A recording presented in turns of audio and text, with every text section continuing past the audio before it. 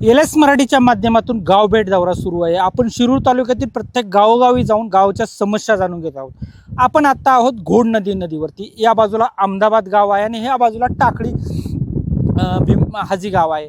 या टाकळी हाजी आणि अहमदाबाद गावाला जोडणारा हा पूल आहे आणि ह्या पुलावरती आपण उभं आहोत आणि ही घोड नदी आहे। ही घोड नदी अक्षरशः कोरडी पडली आहे। शिरूर तालुक्यासाठी वरदान ठरणारी ही घोड नदी आहे, परंतु जून महिना उजळून गेला, आता 10 तारीख देखील गेली तरी देखील घोड नदी कोरडी आहे। त्यामुळे शेतकऱ्यांच्या आशा या घोड नदीवरती असतात, परंतु अक्षरशः घोड नदी कोरडी पडली। या नदीवरती अनेक गावच्या पाणी पुरवठा आहे। आपण पाहू शकता समोर ती पाणी पुरवठा योजना आहे, अनेक गावच्या पाणी पुरवठा योजना आहे। तसेच शिरूर शहराला देखील याच घोड नदीतून पाणी पुरवठा होत असतो, परंतु जून महिन्यात घोड नदी कोरडी असल्याचे दिसून आहे। एकंदरीत काय तर शेतकऱ्यांना शेतीसाठी पाण्यासाठी देखील अनेक पाणी पुरवठा योजना असतील, पाईपलाईन असतील, त्या याच घोड नदीवरून त्या आहेत, परंतु त्या देखील कोरड्या पडल्या। शेतीला देण्यासाठी पाणी देखील आता घोड नदीमध्ये उपलब्ध नाहीये। जून महिना उजळून आलेला आहे तरी पाऊस पडला नसल्यामुळे घोड नदीला अक्षरशः आता त्यामधली वाती असेल, वाळू असेल ती दिसत आहे, दगड दिसत आहे।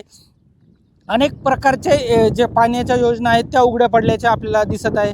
त्यामुळे शेतकरी राजा किंवा सर्वसामान्य नागरिक पाऊस कधी पडेल याची वाट पाहत आहे, परंतु जून महिन्यात उजळला तरी अजून पाऊस नसल्याने शेतकऱ्यांच्या व सर्वसामान्य नागरिकांचे हाल आपल्याला पाहायला मिळत आहे।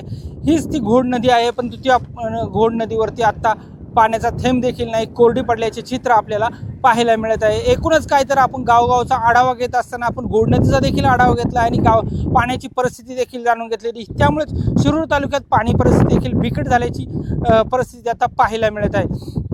त्यामुळे गावगावच्या भेटीमध्ये आपण गावच्या पाण्याबरोबरच गावच्या रस्ते असतील त्या ह्या समस्या देखील जाणून घेत आहे, परंतु शिरूर तालुक्याला महत्त्वाची असलेली घोड नदी आज आपल्याला या दौऱ्यामध्ये कोरडी असल्याचे दिसत आहे। सचिन धुमाळ, एलएस मराठी, शिरूर, पुणे।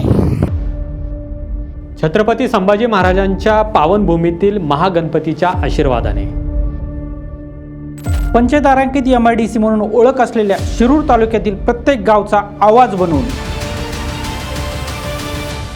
प्रत्येक प्रश्नाला वाचा फोडण्यासाठी, शेतकऱ्यांना न्याय देण्यासाठी आणि तरुणांचे प्रश्न सोडवण्यासाठी एलएस मराठीच्या माध्यमातून आम्ही येतोय आपल्या गावी, आपल्या दारी।